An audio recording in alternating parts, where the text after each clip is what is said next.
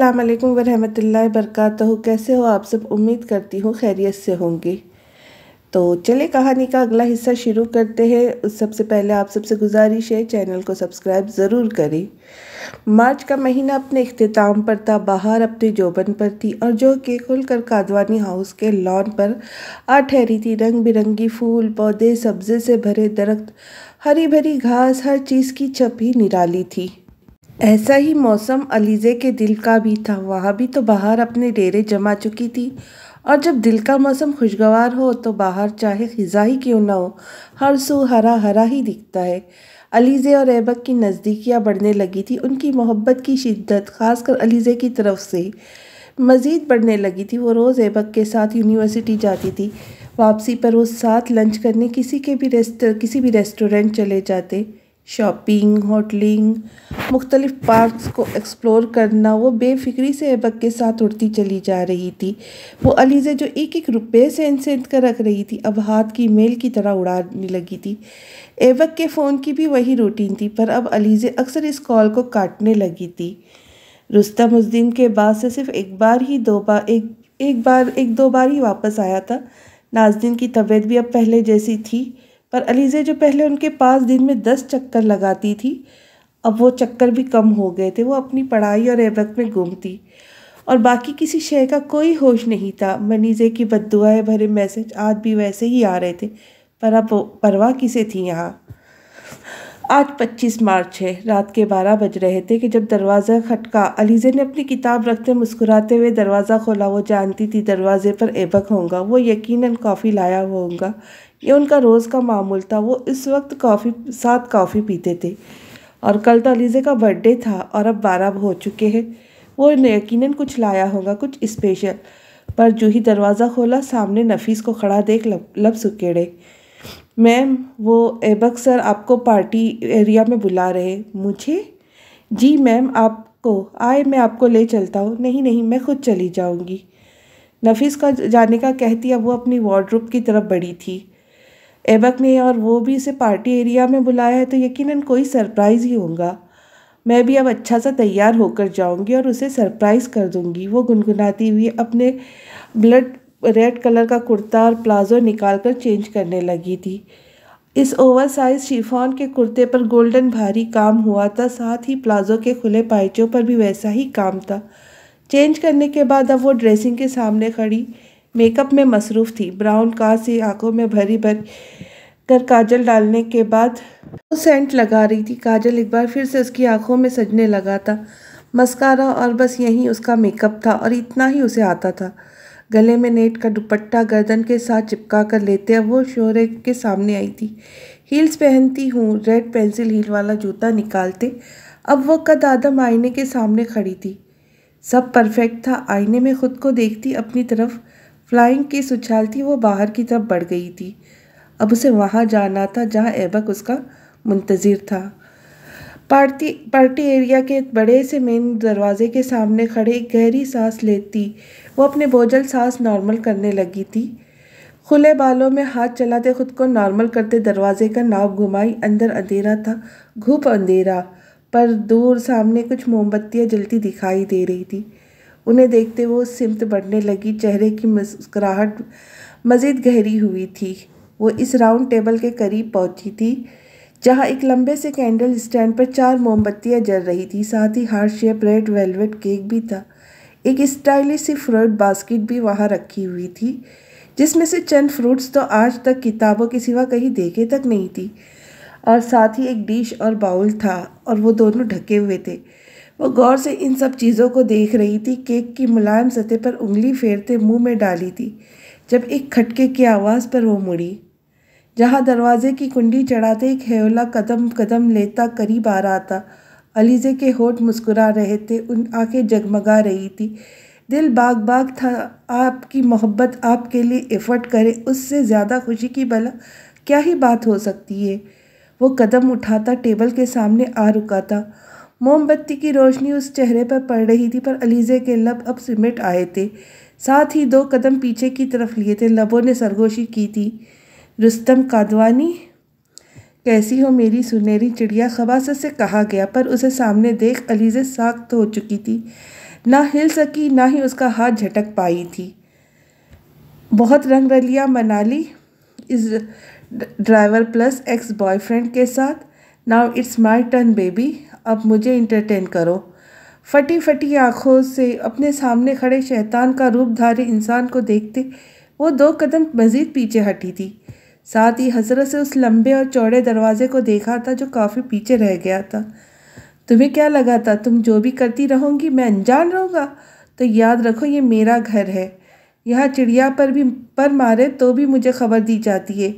पर शायद तुम्हें लगा होगा मैं यहाँ नहीं हो तो तुम जो चाहे कर सकती हो। अपने एक्स को उस घर में बुलाकर ड्राइवर की पोस्ट पर रख सकती हो और वो तुम्हारी ड्राइवरी के साथ साथ तुम्हारे शौहर की भी कमी पूरी करता रहेगा। क्यों, सही कहा ना मैंने? वो शख्स वहाँ खड़ी थी। सामने खड़े उस शख्स की किसी भी बात के जवाब में लफ्ज़ ये हुए।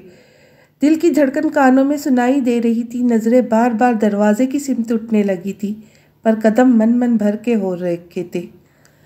और तब वो कदम कदम लेता करीब आया। मैं तो ये भी जानता हूँ उस रात मेरे जाने के बाद वो तुम्हारा ड्राइवर पूरी रात तुम्हारे कमरे में रहा था, एक खूबरू नौजवान एक हसीन लड़की के साथ कमरे में। सो जो भी हुआ होगा उसका मैं अंदाज़ा लगा सकता हूँ। पर तुम जानती हो मुझे दुख हुआ था सुन के, बहुत दुख। अलीज़े के बाल गुद्दी से पकड़े रुस्तम ने उसका चेहरा ऊंचा किया। मैं यहाँ तुम्हें अपने लिए लाया था, ना कि उस घर के आम मुलाजिम के लिए। उस रात मेरे आने पर तो तुम बहुत इज्जत की देवी बन रही थी, पर वही इज्जत उसे देते उतार कर साइड पर कर दी। क्यों? जवाब दो, क्यों? मैंने कुछ गलत नहीं किया। अब चेहरे पर डर की बजाय सख्ती दर आई थी। चेहरा यूं ही ऊपर उठा था जबकि बाल उसके हाथ में थे। कुछ गलत नहीं किया? ओह वाह, किसे बेवकूफ़ बना रही हो अलीज़े डार्लिंग। तुमने जो समझना है समझो, मैं तुम्हें इस काबिल भी नहीं समझती कि सफाइयाँ देती फिरूं। एक झटके से अपने बाल छुड़वाते वो दूर हुई और वापसी के लिए दरवाजे की सिमत कदम उठाए ही थे कि रुस्तम ने उसे बाजू से पकड़कर पीछे ढकेला। उस दिन तो तुम बच गई, आज ऐसा नहीं होगा। आज तुम्हें कौन बचाएगा? आज किसे पुकारूंगी तुम अलीज़े? बुलाओ ना अपने उस ऐबक को, दो आवाज़ दो, कहो कि वो आए यहाँ और निकाल ले तुम्हें यहाँ से। चुप क्यों हो? आवाज़ दो, पुकारो उसे। बल्कि छोड़ो सब पुरानी बातें और आओ पहले केक काटे। इन सब बातों के लिए तो वैसे भी पूरी रात पड़ी अलीज़े। वो अलीज़े को पीछे से आकर सख्ती से दबोचते वो उसके हाथ में बटर नाइफ पकड़ा रहा था, पर अलीज़े मुसलसल खुद को छुड़वाने में लगी हुई थी। रुस्तम की गिरफ्त काफ़ी सख्त थी और अब वो अलीज़े के कंधे पर अपनी थोड़ी टिकाए कैंडल्स को फूंक मारने लगा था और फिर अलीज़े का हाथ थामे केक काटा, यूं ही पीछे से उसे दबोचे। अब वो केक का पीस उठाते उसका रुख अपनी सिमत मुड़ चुका था। एक हाथ में केक जबकि दूसरे हाथ से अलीज़े का बाजू सख्ती से पकड़े हुए था। हैप्पी बर्थडे मेरी सुनहरी चिड़िया, लो केक खाओ। दोनों होठ सख्ती से बंद के वो अपना चेहरा इधर से उधर घुमाने लगी थी। रुस्तम ने हाथ में पकड़ा छोटा सा वो पीस उसे मुंह खोलते ना देख उसके मुंह पे ही मल दिया था। खुले बाल होने के बाद वो केक उसके बालों, लबों और गालों पे लग चुका था। हाँ, ये ज़्यादा सही है। अब ये केक मैं इंजॉय करूँगा, खबासत से कहते उसने आगे बढ़ते अलीज़े को अपने कंधे पर डाला था और उसे अपने कंधे पर डाले उसका रुख अब उन सीढ़ियों की सिमत था जो बेसमेंट की तरफ जाती थी। अलीज़े खुद को छुड़वाने की हर मुमकिन कोशिश कर रही थी। उसकी पीठ पर मुसलसल मुक्के बरसाते, चीखते चिल्लाते हुए उस सब का कोई असर होते ना देख अब वो अपना हाथ पैर की सिमत ले जाते पेंसिल हिल वाला जूता उतार चुकी थी। रुस्तम अंधेरे की वजह से उसकी ये हरकत देख नहीं पाया था। वो जूता अपने हाथ में आते ही अलीज़े ने उसे शिद्दत से वो जूता उसके सर पे मारा था कि वो बिलबिला उठा। उसकी गिरफ्त ढीली पड़ती अलीज़े नीचे आ गिरी, पर एक लम्हा भी ज़ाय किए बिना उसने दरवाजे की सिमत दौड़ लगाई। एक पाँव में हील वाला जूता जबकि दूसरा पैर बिना जूते के वो बामुश्किल ही आगे बढ़ी थी। उस टेबल के करीब पहुंचती एक बार फिर से रुस्तम की गिरफ्त में थी। रुस्तम ने उसका पाँव पकड़ा था और पूरे कद से टेबल के ही ऊपर औंधे मुँह गिरी थी। रुस्तम ने उसे पीछे की सिमत खींचा था और उसने टेबल क्लॉथ को सख्ती से थाम लिया था। छोड़ो मुझे, अपने पैर से उसे एक झटके से उसकी नज़रें उस छुरी पे पड़ी जो फ्रूट्स के पास रखी गई थी। वो एक छोटी सी खंजर स्टाइल की छुरी थी जो अब अलीज़े के हाथ में थी। एकदम ही रुस्तम ने उसे पूरा ही खींच डाला था, जिस पर वो टेबल क्लॉथ सारे साजो सामान के साथ नीचे आ गिरा था और वो छुरी अब अलीज़े के हाथ में थी, जिसे उचकते ही बिना पीछे देखे अलीज़े ने वार किया और वो छुरी एक कट का निशान लगाती रुस्तम के गाल पर अपना निशान छोड़ गई थी। वो वार सख्त ज़रूर था कि वो अलीज़े को छोड़ते अपने गाल को छूने लगा जहाँ से खून निकल रहा था, जबकि दूसरी तरफ अलीज़े को खड़े होने का मौका मिल गया था। वो एकदम से खड़ी होती अपना दूसरा जूता उतार रही थी ताकि इस बार ठीक से भाग सके। यू ब्लडी बीच! इंतहाई गुस्से में उसे अंग्रेज़ी गालियों से नवाजते अपने गाल आस्तीन से रगड़ते वो अलीज़े की सिमत बढ़ने लगा। दूर रहो मुझसे रुस्तम, वरना अच्छा नहीं होगा। क्या कर लूँगी? हाँ, क्या कर सकती हो तुम? अगर तुम्हें लग रहा है मैं इस नन्ही सी छुरी से डर जाऊँगा तो ये भूल है तुम्हारी। तुमने खुद को मेरी ज़िद बना लिया अलीज़े सफदर, और मैं रुस्तम कादवानी एक बार जो सोच लूँ वो करके रहता हूँ, समझी तुम? वो आहिस्ता आहिस्ता अलीज़े की सिमत कदम बढ़ा रहा था, जबकि वो सख्ती से उस छुरी को रुस्तम के सामने बढ़ाए उल्टे कदम ले रही थी। तुम्हारे ये कांपते हाथ ही तुम्हारे खौफ को बयान करने के काफ़ी है। तुम कुछ नहीं कर सकती अलीज़े, आज तो तुम्हें कोई नहीं बचा सकता, मुझसे कोई भी नहीं। मैं कह रही हूँ मुझसे दूर रहो, मुझे जाने दो यहाँ से। मैं किसी से कुछ नहीं कहूँगी, किसी को कुछ नहीं बताऊँगी, प्लीज़ मुझे जाने दो प्लीज़। वो अब गिड़गिड़ाने लगी थी, मगर कुछ सोचते हुए खंजर नुमा छुरी खुद के ही गर्दन पे रख ली। पीछे दरवाज़ा था और इस दरवाजे की लगी ऊंची कुंडी जिस तक हाथ जाना बिना किसी ऊंची चीज़ पे चढ़े नामुमकिन था। अगर तुम मुझे यहाँ से जाने ना दिया तो मैं खुद को ही मार लूँगी। शौक़ से मारो, बट वेट, अगर तुम यहाँ आज खुद को मार लेती हो तो सोचो क्या होगा। लोग क्या क्या नहीं सोचेंगे, क्या क्या कहानियाँ नहीं बुनेंगे। सोचो सोचो, बल्कि चलो मैं तुम्हारी मुश्किल आसान करता हूँ। मैं बताता हूँ क्या होगा और सब क्या सोचेंगे। वो पीछे मुड़ते ही कुर्सी तक उठा लाया था जिस पर एक टांग पर टांग चढ़ाए वो पुरसुर दिखने के लिए अपने गाल पर शहादत की उंगली जमाए बैठा था। अलीज़े सामने किसी देव की तरह खड़े दरवाजे के साथ टेक लगाए खड़ी थी। हाथ में छुरी थी जो अब भी अपने शहरक पे रखे हुए थी। तो सुनो, अगर आज तुम यहाँ खुद को मार लोगी तो पता है मैं इस घर से बाहर क्या कहानी निकालूंगा। खबरों में, अखबार में, सोशल साइट पर ये खबरें गर्दिश करेंगी। कादवानी हाउस में रहने वाली लड़की को इस घर के आम से ड्राइवर ने अपनी मोहब्बत के जाल में फंसा लिया, वो भी पैसों के लालच में। और जब लड़की पर हकीकत आया हुई तो उस बेचारी लड़की ने खुदकुशी कर ली। इस तरह तो तुम मर जाओगी और तुम्हारा आशिक जेल की चक्की पीसेगा। रुस्तम की इस बात पर अपनी ही गर्दन पर रखा हाथ कांपा था। वो इस सब के बीच अब ऐबक को ले आया था। तुम मर जाओगी और तुम्हारे आशिक को 1 नहीं तो 2 हफ्तों तक मैं फांसी की सज़ा सुनावा ही दूंगा। अब भला कादवानी इसकी बहू हो तुम, इतनी सज़ा तो बनती है उसकी। रुस्तम की जिस बात पर पहले हाथ कांपा था अब वही हाथ नीचे ढुलक गया था। उसे यूं हथियार डालता देख वो उसके सर पर पहुंच आया था। बिल्कुल किसी भूखे कुत्ते की तरह अलीज़े की गर्दन पर झुके वो सख्ती से अपने दांत किसी भूखे कुत्ते की तरह गाड़ रहा था। वो शल से एहसाब लिए खड़ी थी। अलीज़े का छुरी थामे हाथ ढलका हुआ था। फिर अचानक उस बुत बनी लड़की के हाथ ने हरकत की थी। उसका हाथ फिजा में उठा था और वो खंजर नुमा छुरी रुस्तम की गर्दन में खूब दी थी। एक अकेली में अपनी हथेली में, हिम्मत समेटे किस्मत पहेली में।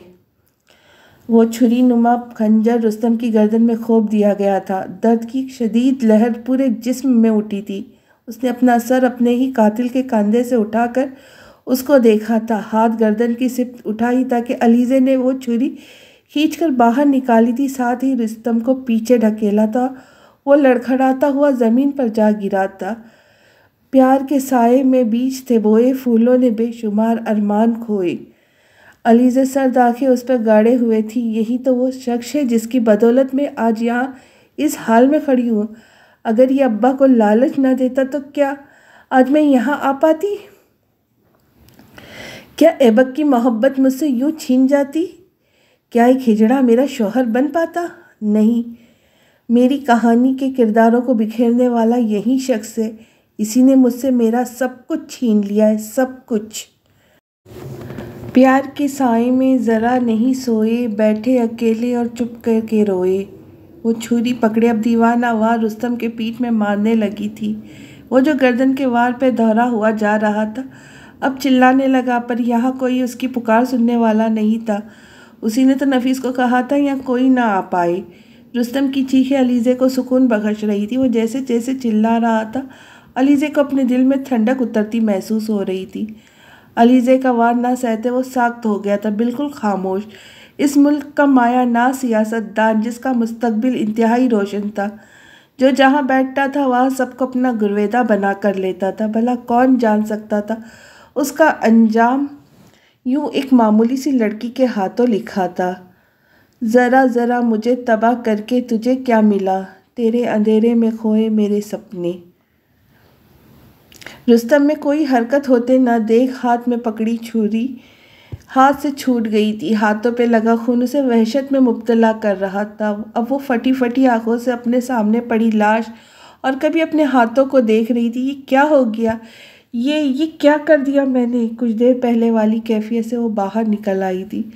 अब एहसास जुर्म उसे अपने लपेटे में ले रहा था। अपने दोनों हाथ अपने ही सिर के बालों की तरफ बढ़ाते वो रुकी थी। इन हाथों पे खून था, जो अब भी कुछ कुछ गीला था, किसी इंसान का खून हाथ पे लगा देख कर कराहियत हुई थी। उफ खुदाया, अब क्या करूं? मैंने एक बंदा मार दिया। मैं ये कैसे कर सकती हूँ? अगर पुलिस आ गई तो? नहीं, मुझे इससे पहले यहाँ से जाना होगा। ऐबक, ऐबक। वो ऐबक को बुलाने लगी थी। यहाँ ऐबक के पास जाना होगा, वो मुझे बचा लेगा। सामने पड़ी कुर्सी जहाँ कुछ देर कबल रुस्तम बैठा था, अब वो उसे उठा लाई थी। जिस पर चढ़कर उसने कुंडी को खोलना था, साथ ही हुई छुरी उठा ले गई थी। वो सबूत था, उसे साथ ले जाना ज़रूरी था। दुनिया थी हंसमुख मेरी, समझी हूँ मैं फूलों ने बेशुमार अरमान खोए। रात का 1:30 बज रहा था। हवा साफ थी। अचानक से इस कदर हब्स बढ़ गई थी कि मार्च का महीना जून का मालूम होने लगा था। एक अजब सी खामोश हरसू छाई हुई थी। ये पूरा असरार सी खामोशी थी, ऐसी खामोशी जो किसी तबाही के आने से कब्ल होती है।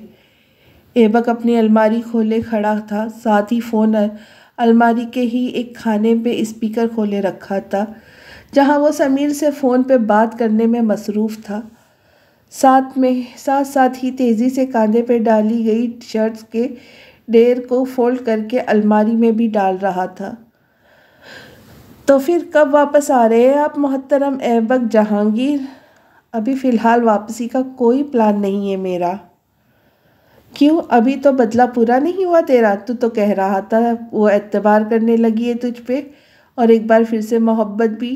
तो अब कौन सा मुश्किल है तेरे लिए? कुछ क्लोज पिक्चर्स ले और भेज दे उसके परदेसी हस्बैंड को। और हाँ, तू तो कह रहा था कि सोशल मीडिया पर भी अपलोड करेगा, तो बस फिर देर किस बात की है? जल्दी से जल्दी काम मुकम्मल करके वापस आ। वो बहुत बड़े और ताकतवर लोग हैं, किसी मुश्किल में ना फंस जाना। दरवाजे पे खड़ी अलीज़े, जो अभी अंदर दाखिल होकर सारी बात करने के लिए सांस हमवार कर रही थी, कि वह अल्फाज किसी बम की तरह एसाब पे गिरे थे। हल्के से खुले दरवाजे की दराज से अंदर देखते दिल की हालत गैर हुई थी। हाथ में पकड़ी छुरी पर गिरफ्त भी सख्त हो गई थी। हैरत से आंखें उबल कर बाहर निकलने लगी थी।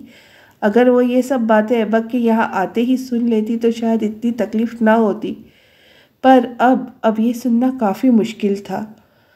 ओह माय गॉड, तुझे याद है वो दिन जब मैं टूटा बिखरा तेरे पास हॉस्टल पहुंचा था? प्लीज़ या अल्लाह जी, प्लीज़ वो समीर की बात झुटला दे, कह दे कि वो मुझसे सच्ची मोहब्बत करता है और ऐसा कुछ नहीं चाहता। शर्ट्स फोल्ड करके रखने के बाद अब वो अलमारी में ही बनी दराज सेट करने लगा था। अलीज़े ने बहुत बुरा किया मेरे साथ, बहुत गलत।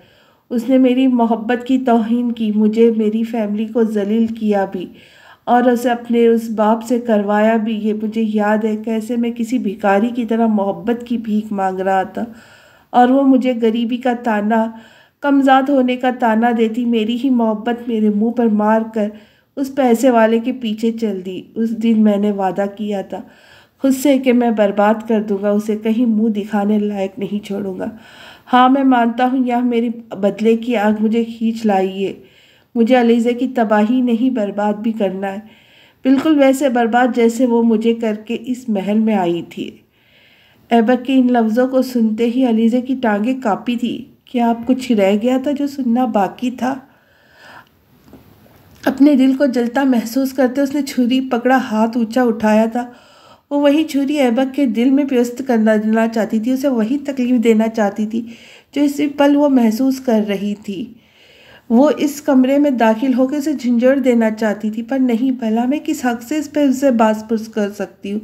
मैंने ही तो गलत किया था, मैं ही तो ऐबक की मोहब्बत को यहाँ तक लाई थी, मैंने ही तो उसकी मोहब्बत को नफ़रत की राह पर चलाया था।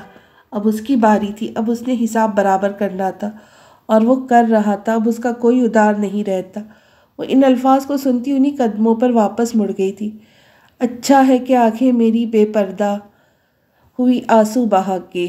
दराज को अरेंज कर देने के बाद वो वहीं दो जानों बैठ गया था। मोबाइल हाथ में था पर स्पीकर अब भी खुला था। मोबाइल को अपने लबों से करीब किए अपनी एक उंगली का कारपेट पर बिछे फर्श पर फेरते हुए मजीद कहने लगा, मैं मानता हूँ वो सब बोला मैंने, हाँ मैंने ही बोला, पर समीर मैं उससे इतनी मोहब्बत करता हूँ, इतनी शिद्दत से उसे चाहता हूँ कि उसे अपने सामने देखते खुद की तरफ बढ़ता महसूस करते मैं सब भूल गया हूँ। वो कहती है वो अल्फाज झूठे थे, वो सब मजबूरी में बोला हुआ झूठ था और मैं उसकी बात पे ईमान ले आया हूँ। वो कहती है वो मुझे सिर्फ मुझसे मोहब्बत करती है और मेरा दिल इस बात की गवाही देता है। वो आज भी मेरी अलीज़े है, मासूम, अनछुई, पाक। वो ऐबक की अलीज़े है। मैं यहाँ जो भी करने आया था मैं सब भूल गया हूँ। मुझे कुछ याद है तो बस वो इतना क्यों मुश्किल में है, उसे मेरी ज़रूरत है और बस। आखिरी अल्फाज कहते कॉल काट दी गई थी। जिन उम्मीद भरे कदमों से वो ऐबक को पुकारने गई थी, अब वो नाउम्मीदी में लपटे कदमों से वापस अपने उसी पार्टी एरिया में आ गई थी जहां रुस्तम की लाश पड़ी थी। अंदर आते उस दरवाजे को बंद करते वो सीधा उस टेबल के सिमत बढ़ी थी जहां उसका फ़ोन औंधा मुंह पड़ा था। फ़ोन को उठाते उसने वहां 5 मिस्ड कॉल्स, कुछ वॉइस नोट्स देखे थे। बुलंद के इतने अरसे में ये पहली बार था कि उसकी कॉल उस वक्त आई थी। इन मिस्ड कॉल्स को इग्नोर करते अलीज़े ने 15 पे कॉल मिलाई थी जहां दूसरे ही बेल पे कॉल उठा ली गई। हेलो, ये 15 है, कहे हम आपकी क्या मदद कर सकते हैं? फ़ोन से उभरती आवाज़ पर अलीज़े ने थूक निगला था। हेलो, मैं अलीज़े सफ़दर बात कर रही हूँ। जी कहिए, मैं सुन रहा हूँ। मैंने कत्ल कर दिया है। व्हाट? फिर से कहिए, क्या आपने क्या कहा? क्या आपसे कत्ल हो गया है? जी बीबी, अगर ये प्रैंक कॉल है तो आपको कोई काफ़ी महंगी पड़ सकती है। मैं सच बोल रही हूँ। मैं कादवानी हाउस की पार्टी एरिया में हूँ और वहाँ मैंने रुस्तम कादवानी का कत्ल कर दिया है। कौन? रुस्तम? क्या पॉलिटिशियन रुस्तम कादवानी की बात कर रही है? हाँ वही रुस्तम, और अब मैं गिरफ्तारी देना चाहती हूँ। मैं वही लाश के पास आपका इंतज़ार करूँगी। अपनी बात कहते वो कॉल काटी एक बार फिर से रुस्तम की लाश के पास आकर बैठ गई थी। रुस्तम के पास बैठने के बाद अलीज़े ने अपना हाथ उसके पेट पर रखा था जहाँ से निकलते गीले खून को हाथों पे मलती वो अपने कपड़ों पे मलने लगी थी। 1 बार, 2 बार, 3 बार, पर खून के हमरंग कपड़े होने के बाद वो खून दिखाई नहीं दे रहा था। इस वक्त अलीज़े की ज़हनी हालत इंतहाई अबतर थी। उससे कत्ल हो गया था, एक इंसान का कत्ल, और वो रात के इस पहर इसी लाश के पास अकेली बैठी हुई थी। वो बिछड़ी हुई मोहब्बत जो लगता था कि फिर से दिल के आंगन में आ समाई है, एक बार फिर से दिल को उजाड़ चुकी थी। इस पल अगर मापा जा सकता कि रुस्तम के जिस्म से निकलता खून ज़्यादा है कि अलीज़े के दिल का खून, तो अलीज़े जीत जाती। उसका दिल, अरमान, ख्वाब, एहसासात सब मर चुके थे, पर क्या वो जिंदा थी? रुस्तम की गर्दन की जख्म पर नज़रें जमा उसने दरवाज़ा खुलने की आवाज़ पर सर उठाया था। माजी उस दिन वो पूरा ग्रुप क्लास बंक करके दोपहर के 12 बजे एक सिनेमा हॉल में मूवी देखने पहुंचे थे। वो एक इंडियन मूवी थी जो सिनेमा मालकिन ने उस मुल्क के कुछ रूल्स ब्रेक करते अपने सिनेमा में लगाई थी। क्योंकि इस फिल्म ने आते ही तहलका मचा दिया था, सो वो सब भी ये मूवी अलीज़े की रिकमेंडेशन पे देखने आए थे, जो यूट्यूब पर ट्रेलर देखते ही फ़ैन हो चुकी थी। एक तो इस मूवी का में उसका फेवरेट एक्टर था और दूसरा वो जिस टॉपिक पे थी वो उसकी दिलदादा थी। मूवी देखने के बाद सिनेमा से निकलते उन सब की अलग अलग राय थी उसके मुतालिक। सबा का कहना था, उफ, इतने जंगली आदमी से कोई कैसे मोहब्बत कर सकता है, और ये जो लड़कियां आइडियलाइज करती है ना, ऐसे मर्दों को तो एक आध ऐसा मिल जाए तो लग पता जाना है। जबकि समीर का कहना था कि असल में अगर ऐसा कोई आदमी हो तो लड़की उसे जूते मारेंगी ना कि मोहब्बत करेंगी। सबा ने मुकम्मल रिव्यू एक ही लफ्ज़ में दिया था, डिस्गस्टिंग। ऐबक ने अपनी राय खुद तक महदूद रखी थी और ये फिल्म अलीज़े के कहने पे देखने आए थे, जो बाकी सब की राय सुनकर खामोश सी थी। यहाँ ऐबक अपनी राय देकर उसके अंदर पकते लावे का रुख अपनी सिमत मोड़ने का रिस्क नहीं ले सकता था। मूवी देखने के बाद सबने अपनी अपनी राह ले थी, जबकि ऐबक और अलीज़े भी घर की तरफ निकल गए थे। आज ऐबक अपने बाबा की गाड़ी लाया था, जहाँ अलीज़े साथ फ्रंट पे बैठी खामोशी से बाहर की तरफ देख रही थी और ऐबक ने उसे खामोश रहने दिया था। ऐबक, क्या तुम मेरी खातिर किसी से लड़ सकते हो? हाँ, बिल्कुल लड़ सकता हूँ। और क्या तुम मेरे लिए किसी की जान ले सकते हो? अलीज़े, बताओ ना, क्या तुम मेरी खातिर किसी का कत्ल कर सकते हो? प्लीज़ यार, मूवी से बाहर आ जाओ, ऐसा रियल में नहीं होता। किसी की जान लेना, किसी को मारना इतना आसान नहीं होता। हाँ, अगर कोई तुम्हें तंग करेगा, कोई सताएगा तो मैं झगड़ सकता हूँ तुम्हारे लिए, उसके साथ मार पीट भी कर सकता हूँ तुम्हारे लिए, मर भी सकता हूँ, सॉरी टू से कत्ल नहीं कर सकता। ऐबक के साफ जवाब पे अलीज़े ने घूरते हुए उसे देखा था। बंदा दिल ही रख लेता है, ये दिल रखना नहीं, गलत बयानी होंगी, पर मैं तुम्हारे लिए जान ले सकती हूँ, किसी की भी। मुझे डर लग रहा है तुमसे अलीज़े। अपनी मुस्कुराहट दबाते ऐबक ने उसे देखा था, जो काफ़ी संजीदा दिखाई दे रही थी। और कभी भी मुझ पर ऐसे वक्त आया जहाँ मुझे किसी की ज़िंदगी छीन कर तुम्हें बचाना हो, मैं दूसरी बार सोचूंगी भी नहीं। इश्क मिले, प्यार मिले, जो भी मिले बस तुझसे मिले, दर्द मिले या चैन मिले, जो भी मिले बस तुझसे मिले। अलमारी का पट यूं ही खोला हुआ था और अभी अभी वही अलमारी के पास दीवार से टेक लगाए बैठा था, पर अब हाथ में फ़ोन की बजाय वॉलेट पे था, जिस पे अलीज़े की तस्वीर थी। वही तस्वीर जो कुछ माह तक उल्टी करके वॉलेट में रखी गई थी, पर अब फिर से वो तस्वीर उस वॉलेट की जीनत बन चुकी थी। ये वही तस्वीर थी जो यूनिवर्सिटी में एडमिशन के लिए अलीज़े ने ऐबक के साथ ही जाकर खिंचवाई थी। यारा वे हो यारा वे, रब ने हमें इशारा दिया, यारा वे हो यारा वे, उसने हमें तुम्हारा किया। वॉलेट हाथ में थामे उस तस्वीर को अंगूठे से सहलाते हुए वो यूँ देख रहा था, यूँ बोल रहा था कि जैसे सामने वो दुश्मने जान बैठी हो। अलीज़े, ऐबक के लबों पे उसका नाम पुकारा था। पता नहीं तुम्हारा नाम इतना मीठा क्यों है कि लेते हुए हर सू मिठास घुलने लगती है। वो अपनी बात पर खुद ही मुस्कुराया था। आज से चंद माह पहले जब मैंने तुम्हें खो दिया था तो यूँ लगा था कि जैसे जी नहीं पाऊंगा, पर कभी कभी लगता है कि तुम्हारे वो जहर में डूबे नश्तर जो उस रात तुमने मेरे दिल में परोए थे, वो परोकर जैसे अच्छा ही किया। अगर वो नश्तर मुझे गुस्सा ना दिलाते, तुमसे बदले की आग मुझे ना भड़काते, तो मैं यकीनन मर ही जाता। हाँ अलीज़े, मैं मर जाता। मैं अपने कहे पे पूरा उतरता, जान दे देता। अपनी आंखों के गीले गोशे को उंगली के पोर से साफ करते वो अब भी मुस्कुरा रहा था। तस्वीर तेरे तकते हुए बात करे, शेर लिखे, मर ही मिटे जो देखे तुझे। उफ, क्या हो जो तुझसे जब तुझसे मिले। हाथ में पकड़े वॉलेट को लबों से लगाते वो अपने फ़ोन को एक बार फिर से थाम चुका था। कल अलीज़े की बर्थडे थी, उसे उन इंतज़ामात के हवाले से कुछ लास्ट मैसेज करने थे। मैसेज टाइप करते वो कुछ अलर्ट सा हुआ था। बाहर से पुलिस सायरन की आवाज़ आ रही थी।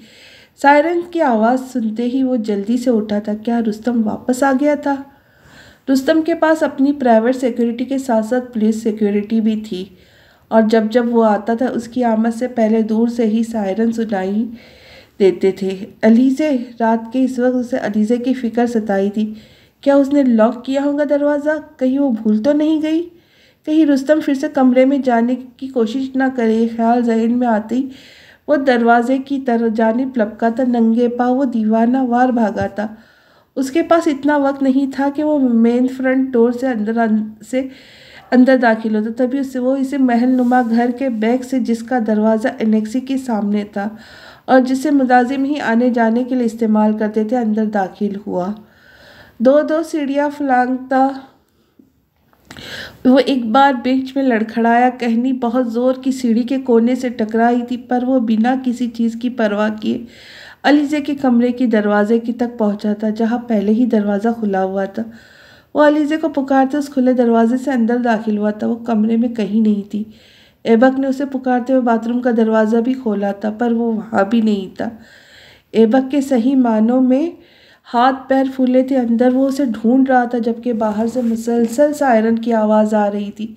वो अब भागता हुआ यूं ही सीढ़ियों से नीचे आ रहा था। उसके कदम फ्रंट डोर की सिमत बढ़ते जा रहे थे। क्या पता वो लॉन में हो। ये बात सोचकर दिल को तसल्ली दे रहा था, पर दिल था कि अजीब ही लेर पे धड़क रहा था।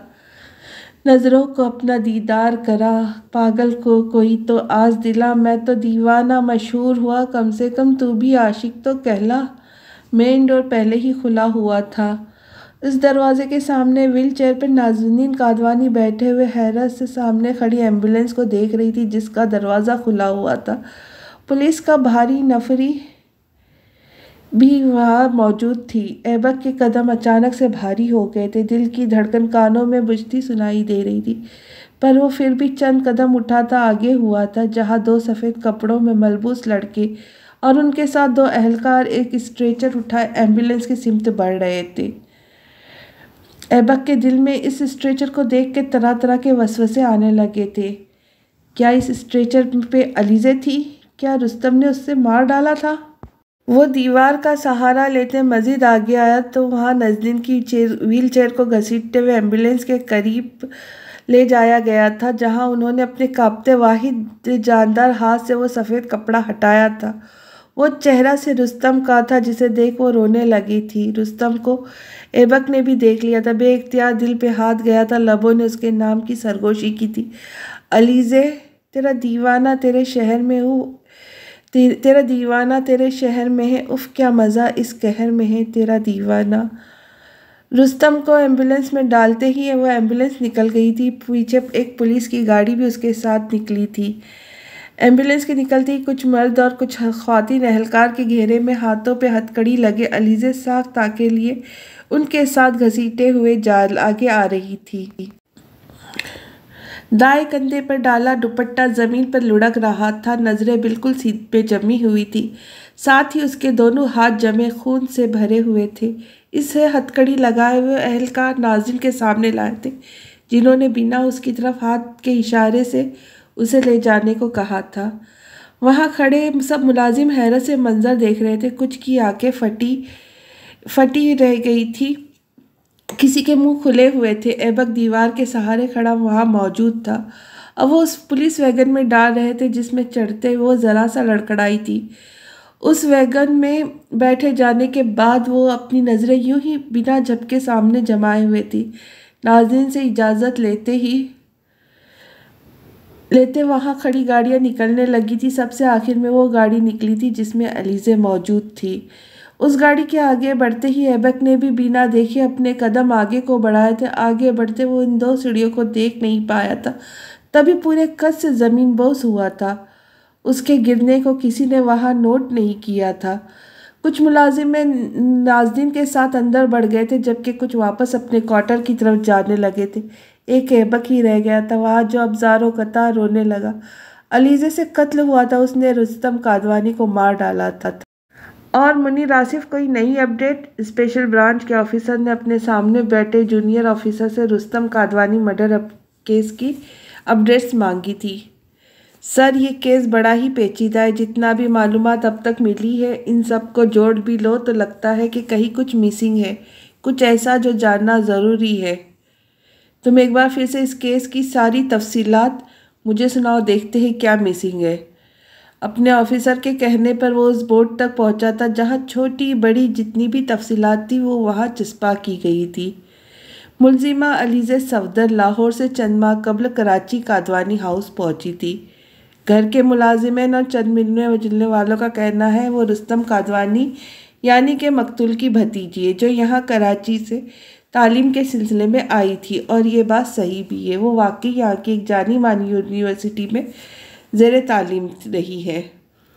लेकिन फिर वही भतीजी एक दिन 15 पे कॉल करके खुद ही इतला देती है कि वो रुस्तम कादवानी का कत्ल कर चुकी है। इस इतलाक के बाद जब पूरे 20 मिनट के बाद वहाँ पुलिस पहुँचती है तो वो जगह कादवानी हाउस का पार्टी एरिया है। वहाँ मुलजिमा अलीज़े लाश के पास खून से लतरे हाथ लिए बैठी है। और फिर क्या सर? मुलजिमा को पुलिस गाड़ी में डालकर थाने, जबकि लाश को पोस्टमार्टम के लिए पहुंचा दिया जाता है। कादवानी हाउस के बाहर भी तो हमावक्त पुलिस रहती, उन्हें कैसे पता नहीं चल सका कि अंदर कत्ल हो गया है? वो इसलिए सर क्योंकि पार्टी एरिया में जो हुआ वो जो काफ़ी फासले पे है, पुलिस मेन गेट पे होती है, और दूसरा कत्ल पिस्टल से नहीं हुआ, उन तक आवाज़ पहुंच पाती। जाए वक्त उसे क्या कुछ मिला? आला कत्ल यानी एक छोटे से खंजर स्टाइल की छुरी, अलीज़े का सेलफोन, मेज़ पर पड़ी खाने पीने की अशिया, साथ ही बर्तनों से भी फिंगरप्रिंट्स उठाए गए हैं। वहाँ एक सालगिरह का केक भी था। सालगिरह किसकी थी? मुलजिमा की। मतलब कि मुलजिमा ने अपनी सालगिरह के दिन अपने ही अंकल की जान ले ली थी। यही तो गड़बड़ है सर। जब मुलजिमा की छानबीन की गई तो मालूम हुआ कि इसका दूर दूर तक मकतूल से कोई ताल्लुक़ नहीं है, बल्कि वो तो किसी बुलंद बख्त नामी शख्स से शादी के बाद कादवानी विला शिफ्ट हुई है। और मज़ीद मालूमात पर यह भी मालूम हुआ कि बुलंद बख्त रुस्तम का सौतेला बेटा है। तो फिर सब इस लड़की को उसकी भतीजी क्यों बता रहे? और जहाँ तक हमारे इल्म है रुस्तम का कोई सगा या सौतेला बेटा नहीं है। यही तो जान नहीं सके अभी तक सर। मुलजिमा का बयान क्या है? मुलजिमा कुछ ज़्यादा नहीं बोली, बस वो यही बताती है कि उसने छुरी पहले गर्दन पर हमला किया, फिर वही छुरी पेट में मारी 6 से 8 बार। अब क्यों मारा? वो वहाँ क्यों कैसे गई और वहाँ क्या हुआ? इस सब के जवाब में अभी तक सिर्फ खामोश है। सीसीटीवी कैमरे तो होंगे, इसमें देखो कितने बजे निकली मुलजिमा वकू तक, अकेली पहुंची कि किसी के साथ? फुटेज देखी थी हमने, पर कैमराज में कुछ नहीं आए। कैमरे ऑफ किए गए थे, और अब ये ऑफ मुलजिमा ने किए या फिर मकतूल ने या फिर किसी तीसरे ने, कुछ कहा नहीं जा सकता। पोस्टमार्टम की रिपोर्ट क्या कहती है? पोस्टमार्टम की रिपोर्ट के मुताबिक पहले मकतूल की गर्दन पर किसी नोकीली चीज़ से वार किया गया, मतलब कि उस छुरी से जो हमें जाए वकू से मिली, और फिर उसी आला कत्ल के 6 से 8 वार पेट पे किए गए। इसके अलावा कोई मार पीट का निशान नहीं है। मतलब लड़की ये तो सच बोल रही है। तुम्हें वहाँ से मुलजिमा का फ़ोन भी मिला? उसे खंगाला क्या मिला? वो फ़ोन चंद माह पहले यहाँ कराची आमद के बाद ख़रीदा गया है, और ये कि मुलाजिमा का चक्कर ऐबक जहांगीर नामी शख्स से चल रहा था, जो इस घर में उसी के ड्राइवर की नौकरी पर मामूर था। प्यार मोहब्बत से भरे पैगाम मिले सर, साथ ही लंबी लंबी कॉल भी की गई है, और इनसे मैसेज से भी पता चलता है कि दोनों घर से बाहर भी अक्सर मिलते रहे हैं। मतलब कि शादीशुदा लड़की का चक्कर अपने ड्राइवर से चल रहा था। उस लड़के का बैकग्राउंड मालूम किया? जी सर, वो लड़का लाहौर में मुलजिमा का पड़ोसी है। वो दोनों साथ पढ़ते थे, और ये चक्कर तब से है। लड़के को उठवा लिया होगा ना, है ना? जी सर, जैसे ही मालूम हुआ तभी उठवा लिया था। तो क्या कहता है सर? कहता है कि रुस्तम की कोई चीज़ चुरा ली थी, पकड़े जाने पर झगड़ा हुआ, गुस्से में मार दिया। पर सर उसने जो तरीका कत्ल बताया वो बिल्कुल गलत है। मतलब कि लड़का मुलजिमा को बचा रहा है। बिल्कुल सर, झूठ बोल रहा है वो। गहरी मोहब्बत लगती है। एक और बात भी है सर। बोलो। मुलजिमा का फ़ोन बुलंद बख्त नामी शख्स के नाम पर दर्ज है। यानी कि मुलजिमा के शौहर के। उस बुलंदबख्त की इंक्वायरी करवाई, क्या मिला? बुलंदबख्त कादवानी का हकीकी बेटा है सर। उसकी वल्दियत में माँ के खाने में नाज़नीन कादवानी का नाम नहीं है। मतलब वो बख्त का बेटा है, नाज़नीन का नहीं। माँ कौन है उसकी, क्या पता वो मुलजिमा से कनेक्टेड हो। यहाँ भी एक गुंजल है सर। और वो क्या? बख्त की माँ के खाने में जिस औरत का नाम दर्ज है वो कादवानी हाउस की मुलाजिमा है। तो क्या बख्त कादवानी उस मुलाजिमा से कोई चक्कर था या फिर शादी कर चुका था वो उससे? नो सर, ऐसा नहीं हो सकता। इस बात के चांसेस काफ़ी कम है क्योंकि वो मुलाजिमा बख्त की माँ की उम्र की तो होगी, क्योंकि वही औरत है जिसने नाज़नीन कादवानी की आया के तौर पर मुलाजिमत की है कादवानी हाउस में। माँ का नाम गलत लिखवाया गया। अब इस बात की वजह क्या हो सकती है? इस बुलंद को उठवाओ, यहीं उगलेगा सब। सर, बुलंदबख्त अपने बाप की मौत के बाद से पिछले कई सालों से अमेरिका में मुकीम है। पहले वहाँ पढ़ाई की और अब वहाँ का जाना माना बिजनेसमैन है। लास्ट टाइम वो अलीज़े के कराची आने से एक दिन पहले ही पाकिस्तान आया था और फिर जब वो यहाँ कराची आ गई तो उसके पूरे 4 दिन बाद वो वापस चला गया था। तुम्हें क्या लगता है आसिफ? मुनीर, इस लड़की ने क्यों मारा होगा रुस्तम कादवानी को? मुझे लगता है कि रुस्तम को पता चल गया होगा उसकी बहू का चक्कर चल रहा ड्राइवर के साथ। क्या पता मना किया हो, कोई सख्ती की हो और उस लड़की से अपनी मोहब्बत के हाथों अपने ही ससुर को मार डाला होगा।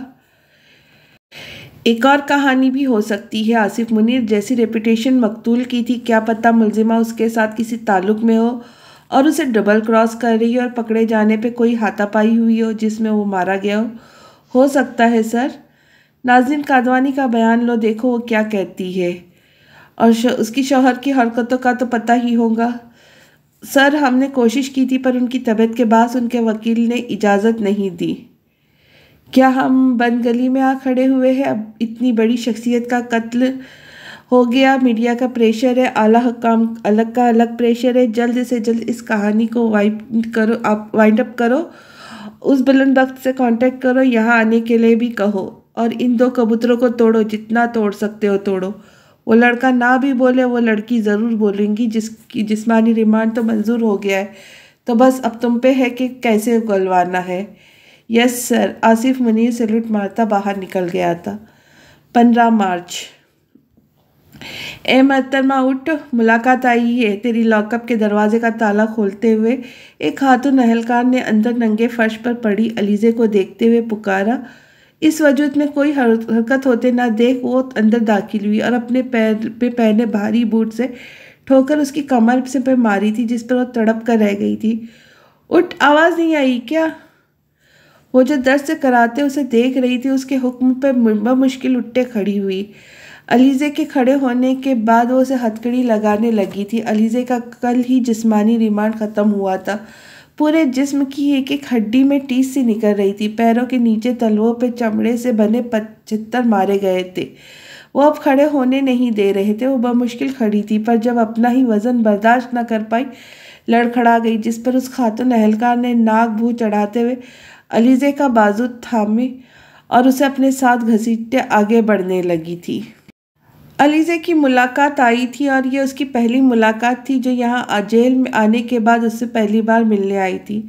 अलीज़े को वहाँ एक कमरे में पहुँचा दिया गया था जहाँ वक्फे वक्फे से कुछ बेंचेस रखे गए थे। कमरे में दाखिल होते उसने अपने सामने उस शख्स को बैठे देखा था जो उसका शौहर था। ग्रे रंग की शलवार कमीज पहने बैठे बुलंद एक के साथ एक काले कोट वाला वकील भी था जो अपनी फाइल्स उठाता अलीज़े को देखते ही उठ खड़ा हुआ और अब बाहर निकल रहा था।